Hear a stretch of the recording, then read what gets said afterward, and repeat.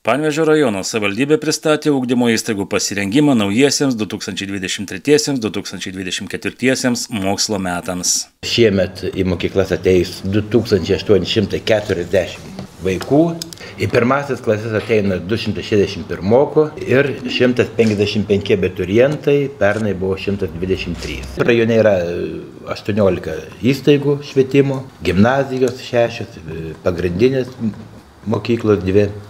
Viena mokykla, viena progimnazija, čia pavadinimai yra, žinot, pagal tam tikrą klasių skaičių ir vaikų skaičių.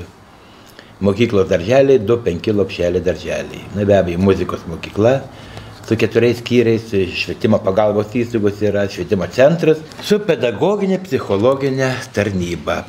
Šiemet gal šiek tiek, gal daugokai ir padidinom šimtukininkam tam tikras premijas skatinti, berods 500 už šimtuką, bet, sakykime, vis tiek skaitom ir spaudą ir girdim, kad kai kurios savivaldybėse siūlo netgi ir gerai besimokatiem, be valstybinių egzaminų, tie, kurie 10-ukais mokosi, kažkokias premijas mokėti. Manau, mes pasigilinsim naujų metų, mokslo metų bėgyje, galbūt ir mes tam tikras praktikas perimsim, taip pat neužmiršom ir mokytojų, tie, kurie ruošia vaikus olimpiadom, irgi papildomas įdirbis, irgi gerokai padidinam tas lėšas. Na ir pirmokom sugalvojom šiemet dėžutę paruošti su tam tikrom mokymo priemonėm, turbūt bus džiugu ir tėveliam, ir vaikam, tas, kas čia yra padėta. Tai va, bandom, viskas daroma dėl to, kad tie rezultatai mokinių mokymosi kiek įmanoma gerėtų. Na ir be abejo, apart dovanų savo, irgi ieškosim kelių, kaip ir mokytojams kiek įmanoma padėti, kad ir mokytojams tiek darbas su vaikais, tiek darbas su tėveliais, kas labai, kiek aš girdžiu, yra labai apsunkintas, bandysim bendrovėmis įgimą tas problemas įspręsti. Kaip teigia savivaldybės atstovai, Panevėžio rajone didelio mokytojų trūkumo nėra. Paliūniškių pagrindiniai mokyklai trūksta logopedo ir specialaus pedagogų, čia vienas etatas. Paistrio Zikaro gimnazijai trūksta chemijos 0,24 etato ir matematikos 0,80 etato. Upytės Belazaro pagrindinė mokyklai trūksta vieno socialinio pedagogo, Smilgių gimnazijai vieno psichologo, Dembavos lopšelis darželis Maltutis medinio ugdymo mokytojas pusę etato, Velžio lopšelis darželis Šypsenėlė logopedas ir specialusis pedagogas 0,5 etato.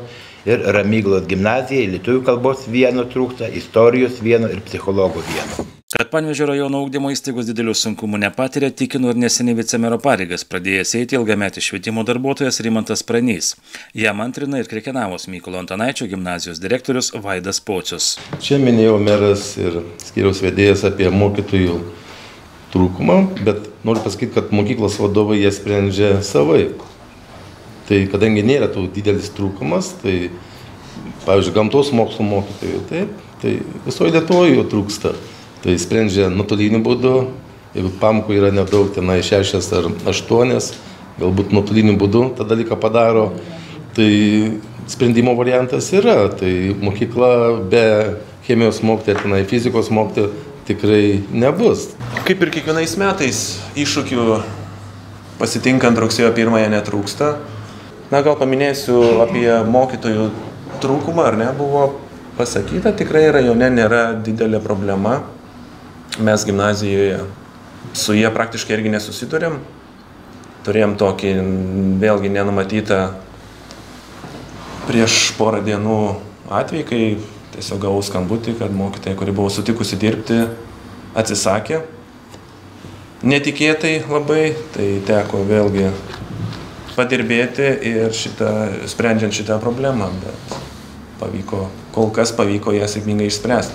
Bet vėlgi dar liko 5 darbo dienos iki mokslo metų pradžios, taip kad dar tokių netikėtų skambučių, žinučių ar pranešimų tikrai gali būti. Specialistai teigia, kad sėkmingai veikia Panevėžio rajono savivaldybėje patvirtinta mokytojų pritraukimo programa. Rugsėjo mėnesio pirmoji pusė bus pasirašyta bendradarbiavimo sutartis tarp mero ir Vytauto Didžiojo universiteto rektoriaus dėl mokytojų pritraukimo, perkvalifikavimo, papildomos kvalifikacijos įsigijimo ir panašiai. Didelį nerimą ugdymo įstaigų vadovai jaučia dėl atnaujintų programų, tačiau specialistai teigia, kad bijoti nėra ko. Atėjęs naujas ugdymo turinio atnaujinimas į mokyklas, tai mokytojams kėlė, galbūt dar kelia tam tikrų nuogąstavimų, bet jie žino tikrai, kad tai yra neišvengiama ir būtinybė, kad tai yra atsinaujinimas ir žingsnis į priekį. Situacija su vadovėliais nėra labai džiuginanti, nes pagal atnaujintą ugdymo turinį nelyginės klasės pradeda dirbti šiemet ir ne visi vadovėliai parengti, ne visi išleisti. Šiuo metu šįryt pažiūrėjau, vadovėlių duomenų bazėje yra 344 vadovėliai ir kai kuriom klasėm jų net nėra dar išleistų, tiesiog parengtų. Tai džiaugiamės tuo, kad ministerija skyrė papildomai lėšas, buvo pasirašytos sutartys su visomis mokyklomis ir jos pačios užsisakinėja vadovėlius papildomai pagal atnaujintą ugdymo turinį. Ir dar džiugina tai, kad praėjusiais metais iš savivaldybės biudžeto skyrė 26 000 eurų mokykloms programiniai literatūrai įsigyti. Kartu su atnaujintų ugdymo turinio keičiasi ir brandos egzaminų tvarka. Ir šiais mokslo metais 3 gimnazijų klasių mokinių laukia tarpiniai patikrinimai. Tai nauja yra, nes tarpinis patikrinimas bus valstybinio brandos egzamino dalis. Ir sėkmingai išlaikė tarpinį patikrinimą 11-okai, kitais metais, kai bus 12-okai, jau jie galės neštis 40% išlaikyto valstybinio egzamino. Čia žinoma, jeigu sėkmingai išlaikys tarpinį patikrinimą. Tai aš manau, kad tai geras dalykas, nes taip, kiek žinau, yra daroma aukštosiuose gal mokyklose ir yra palengvinama nebe tiek streso 12 klasėje, nebe toks krūvis ir aš manau, kad tai, aš taip turiu vilties, kad tai pasiteisins. Be to, Panevėžio rajono mokyklose diegiami ir įtraukiojo ugdymo principai. Rajono savivaldybė yra pasitvirtinusi 23-25 metų priemonių planą dėl įgyvendinant įtraukųjį ugdymą rajono savivaldybėje ir tikrai yra numatyta daug priemonių pagelbėti ir mokyklų bendruomenėms šitame plane ir norime pasidžiaugti, kad šito plano viena iš priemonių tai buvo iki mokyklinio ugdymo įstaigose ir mokyklose darželiuose įsteigti arba įkurti sensorinės tokias edukacinės erdvės ir šitom priemonėm yra skirta kiekviena įstaiga po 5 000 eurų, taip pat švietimo įstaigoms apie 180 000 eurų buvo skirta remonto darbams, kurie yra tikslingai skirti pritaikyti įvairių gebėjimų vaikams mokytis mokyklose, tai turbūt daugiausia orientuojamasi su negalia turintiems vaikams. Tai ir sanitarinių mazgų įrengimai, pandusai, kiemo infrastruktūros sutvarkymas, kad tokiems vaikams būtų lengviau judėti aplinkose. Taip pat savivaldybė skyrė 700 000 eurų mokykloms įsigyti skaitmeninės ugdymo aplinkas, kurios taip pat prisideda ir prie ugdymo turinio atnaujinimo ir taip pat yra skirtos specialių ugdymosi poreikių vaikams. Džiugu, kad rajono švietimo įstaigose dirba virš 100 specialistų pagalbos, iš kurių net 50 beveik 4 pareigybės yra mokytojo padėjėjo ir turim beveik 7 pareigybės psichologo. Tiesa, ne visos mokyklos turi šitos specialistus, kaip girdėjote, bet tikimės labai, kad ir tų kitų trūkstamų specialistų mes turėsime jau nuo rugsėjo, o nuo 20 metų rugsėjo 1 iki 25 metų rajone bus įgyvendinamas projektas Atviros klasės visiems, kurio metu Raguvos ir Velžio gimnazijose bus įsteigtos 7 mokinių įvairoviai atviros klasės. Šiam projektui ministerija įgyvendinti skyrė virš 310 000 eurų. Taip pat galime pasidžiaugti, kad mūsų mokyklos labai tikslingai ruošiasi įtraukiajam ugdymui ir dalyvauja įvairiuose Erasmus projektuose, kur tikrai pritraukia nemažas lėšas pinigų. Taip pat Smilgių gimnazija yra gavusi Amerikos lietuvių labdaros organizacijos Saulutė 20 000 paramą įrengti patalpas specialiesiems ugdymo poreikių vaikams ugdyti, tai džiaugiamės iš to labai projektų. Vyksta daug įvairių mokymų. Ir dabar yra paskelbtas kvietimas registruotis į nacionalinius 270 valandų mokymus įtraukusis ugdymas universalus dizaino ugdymuisi prieigoje. Na ir tikimės, kad susidarys 30 mokytojų grupė ir tie mokymai vyks visus metus Panevėžio rajone. Dėl tarptautinių projektų, taip, švietimo centras vykdo Erasmus Plus projektus, vienu metu vykdė net 8, šiuo metu 5 vykdo.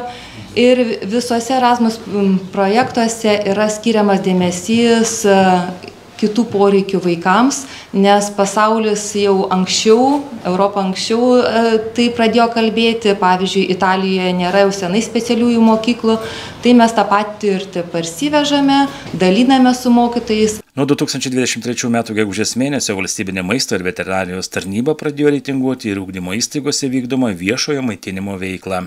Panevėžio rajono mokyklose maitinimas vyksta virš 20 kelių taškų.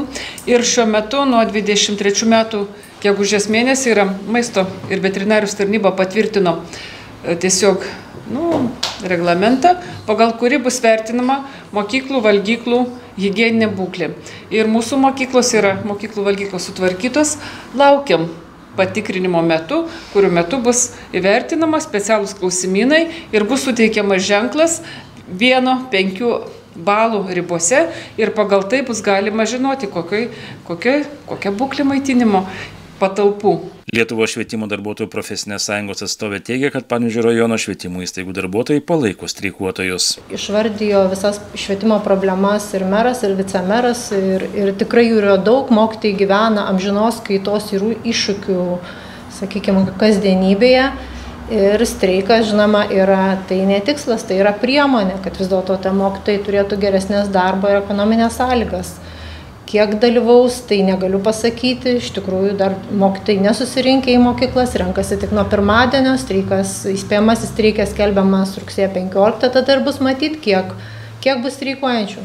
2024 m. šimtmetį minėsiančioje Lietuvos dainų šventėje, kad Giria žaliuotų, ruošiasi dalyvauti 64 Panevėžio rajono mėgėjų meno kolektyvai, iš jų 26 vaikų ir mišrūs kolektyvai, beveik 400 dalyvių.